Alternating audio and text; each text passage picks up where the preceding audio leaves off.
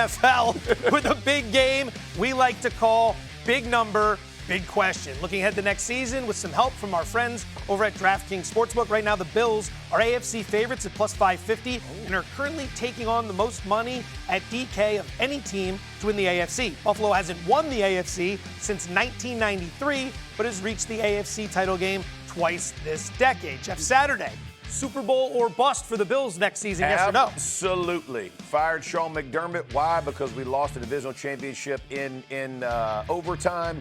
We are going all or none. So, yeah, you got to get the Super Bowl. Whatever you got to do, whatever receivers, whether it's A.J. Brown or a litany of others, go find some, get some help on the back end of that defense, figure it out. Joe Brady, they got a lot of weight to tote there in Buffalo. That Mafia is going to want some big-time results. Joe Brady, it's his first year as a head coach, but, the pressure's there. To Jeff's point, it feels like it is Super Bowl or bust. But is that unfair to Joe Brady? Like, how many rookie head coaches have made it all the way to the Super Bowl? We talking about, George Seifert was one of them, but there's not many guys to be able to, in year one of ever being a head coach, not just your first year with the team like Vrabel did, he's been a head coach before, but for Joe Brady now in year one, taking over all the different things, you know him better than most. Hey, you're walking into a great environment, bro. Much is given, much is like George Seifert did. Exactly. Very similar. Yeah. I mean, look, if you're going to hold him to the same standards you held the last coach to, then yeah. I mean, it seems like the fact that Sean McDermott couldn't get them to the Super Bowl is the reason he no longer has the job, because he did have them in the playoffs every year. You make this move in an effort to elevate. So, yes, I mean, is it this year? But, I mean, I think Joe Brady has to do something pretty soon, which is, he's going in eyes wide open. He's been there the last couple of years, knows what the expectations are there, knows what he has in Josh Allen. We'll see what they can do in terms of roster building this offseason. Over on the NFC side, the team taking on the most money to win that conference, the Chicago Bears at 13-1. Bears currently have the 7th best odds to win the NFC, but won their division for the first time since 2018 and had a top 10 offense for the first time in over a decade. J-Mac, we begin with you. Do you view the Bears as a Super Bowl contender next season? Yes, I do. You look at the way they performed this year. Obviously, they're going to win the same amount of games. They're going to win the division, all of those things. I don't know, but they're going to be a team in the NFC that we're talking about that matters late in the season. You hope that Caleb Williams takes another step. Ben Johnson, as a head coach, when the season ended, he said, no, we are not just trying to build off of last year. We're just trying to get better as a football team and continue to build this team up. So I do believe Chicago. I don't think it was just a one-year wonder. I think they're going to matter next year. Saturday, more likely the Bears take another step forward or possibly a step back like we saw from the Commanders? Listen, I love Ben Johnson. This is going to be a tough one. Their defense, they had so many turnovers. Listen, we always talk about how seasons kind of, they form. Things just kind of went their way. They're in a really tough division, tough conference. So to say they're going to continue or add on, I'm not sure. I'm going to have to wait and see on this. That defense got a lot. They had a lot of turnovers. That is hard to repeat year after year. Let's take a look at the schedule. Not exactly the full schedule, but at least the opponents they're going to face this season. Graz, as you look through all of this, a step forward, even, step back, how do you see the Bears' outlook? I can see them taking a step forward because to Jeff's point about the defense, yes, it was reliant on turnovers, but if you really focus your offseason on that side of the ball and improve on defense, then you might be in a better situation to handle it if the turnover numbers regress toward the mean. So I think it's a program that is pointing in the right direction. I think they did a lot of great things this year around Caleb Williams, who had the worst completion percentage of any starting quarterback in the league. So if you imagine that gets better, that part of his game improves, and he has that, that clutch fourth. I love watching those throws. Those fourth quarter throws. A guy that can do that sets you up pretty well. So you would figure if the public likes Buffalo and Chicago to win their respective conferences, the same logic would say that you'd think one of them would be taking on the most money to also win the Super Bowl.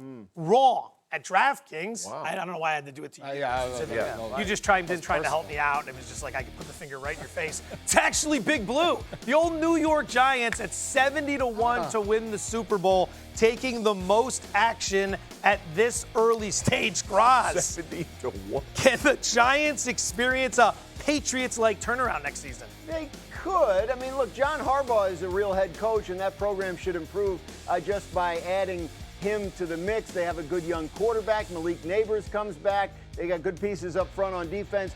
It should be a team that makes some noise. It will not, it doesn't look like, have the schedule advantage that New England had this year. They have to play, I think, what do they play? The NFC West and the AFC South. So, some tough teams on there, but they should be a better team than they've been in recent years. I don't know about, Super Bowl, but I can see why at that number it might be interesting to people. Road games, Seahawks, Rams, Texans, no problems there. Throw the Lions in as well, who have one of the easiest schedules in the NFL. Saturday, I mean, these guys ready to pop? I'm holding tight on this one. I think they'll be better as far as contending like the Patriots just did. I just don't see it. The NFC is really good, and people are getting better. Like, teams are going to get healthier. I do like their pieces and parts. Yeah. When you've been below 500 8 of 9 seasons, it is hard. Like, the mentality, and I understand what Harbaugh is and what he can do, but to change all of that while beating the Cowboys, who will be better, the Eagles, who will be Washington. Washington, absolutely. In their division, exactly. And I think it's a different situation than New England in the sense of Vrabel came over, brought his coaching staff, and then got a lot of brand new players with a ton of cap space. What Harbaugh's going to have to do is go in there and change the mentality and the mindset of the guys that are already there. They're not going to be able to go and get the amount of first-year players in New England that Vrabel was able to do a year ago. Exactly. Dart's got to stay healthy as well. That's going to be huge for them. Awesome, awful, or awkward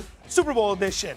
Jeff Saturday, give us something that was awesome from the Super Bowl. A little Captain Obvious here. How about that Seahawks defense? Yeah, good heavens. I mean, they just absolutely dominated the Patriots at every level. I know the offensive line for the Patriots have gotten beaten up, but this was not just that. They covered on the back end. They pressured. They out-hit. The physicality that the Seahawks showed was absolutely incredible. Obviously, scoring is even better, but this was just an absolute clinic by the Seahawks defense. Credible insights from Jeff Saturday. The Seahawks defense was very good in the Super Bowl. J-Mac, give me something that was awful. How about the protection for Drake May, for Jeff Saturday to Captain talk Obvious about too. The defense being so good? That meant that somebody on the offensive side wasn't doing their job. Drake May hit 11 times in that game, was running for his life. They really couldn't get anything going on the offensive side of the ball, and a lot of that started up front. Wasn't just the offensive linemen. Everybody involved on the offensive side of the ball was at fault for the protection of Drake May. Graz, something that was awkward. Russell Wilson went to the game. They showed him in a private box pregame when they were going around showing celebrities. And after the game, he tweets this: "Go Hawks," with a couple of trophies. Hey, cool. No Tom Brady style equivocation here. Got a dog in the fight. Wilson's a former Seahawk. He has a dog in the fight, exactly. But a little awkward when you consider that one of the main reasons the Seahawks were able to win that game was because they traded Russell Wilson a couple of years ago and made the most of all the picks they got. That hurts. A little awkward. I mean, good for him. Happy to know he can help. He really likes football. He went to the Super Bowl. Like good for him and all, rooting for the Seahawks. Yeah. But a little awkward. Little reminder. It's almost like he saw the Brady story during the week and was like, not me. Not me. I'm going to do it the right way, ladies and gentlemen. I love it. From Seattle's former quarterback to their current quarterback, Sam Darnold kept the tradition alive, celebrating his win in Disneyland yesterday. Here's the Super Bowl winning quarterback on the victory and his long journey. I've always been confident, and I've always known, my skill set and what I'm able to do. And I think for me, it was always just about being consistent, being a consistent good player. And when you want to be consistent, I don't think you really have much time to be able to pat yourself on the back very often. But, after yesterday, after the win we got, Super Bowl 60, I've been able to do that, over the past, whatever it's been, 12 hours or so. Nice backdrop there. Sam Darnold led all players in the regular season with 20 turnovers, but in the playoffs, didn't have a single turnover through 3 games. 5 touchdowns, including 3 of them on 346 yards passing against the Rams in the NFC Championship game. How do you think we should be viewing Sam Darnold now after he's won the Super Bowl? Because it was a Super Bowl champion, good quarterback that played great when he had to. I mean, that's the best way to frame him. When he had to play great, the NFC Championship game, he played great. When he was in the Super Bowl, he didn't need to play great. He played well enough to win and let the rest of his teammates do their job and get the win. I love what Sam Darnold has done this entire season. Like, he didn't go on a bash everybody tour. He's very humble. I think he's very self-aware, right? He led the league in turnovers. He gets that part, right? Like, it hasn't been, the Ernest Jones who comes out after the 4 turnover week that he had against the Rams. This is my quarterback. Like, it just showed the guys in the locker room liked him. They wanted to support him and be with him, but he understands this was a team win. And I appreciate when guys understand their role. He understands his. And tip of the cap, man, Super Bowl champion quarterback, it's special. And there's something to it, too. You think about it. We had that up there on the screen. 0 turnovers throughout the playoffs and a Super Bowl winner. Drew Brees did that in 2009. I think that was the only time those two. Appreciate you. I mean, I didn't tell you guys to go out there and stink it up. Go win the game. You know? But the only time in the last 30 years was those two guys. So you look at what Sam Darnold was able to do. Like, it was special in its own right, just not turning the football over, something that happened over and over again in the regular season. I think for Sam Darnold, for the Seattle team, like, it's an amazing journey. And for me at production meetings, having a chance to sit down with Sam Darnold twice throughout the course of the season, like, we always talk about the redemption story, and I think we do more of it than he does. He hasn't mentioned it. He said a pat on his back was the only victory lap he took after winning a Super Bowl on his 5th team. So I think a lot of what you just said, the likability of being within that locker room, was him getting there to Seattle and guys just seeing the way he works, seeing the way he leads. I think that is a huge part of why guys bought in. Even in Minnesota on his way out, when we saw them lifting him up, and it was way too soon, but I think that had a lot to do with who Sam Darnold is.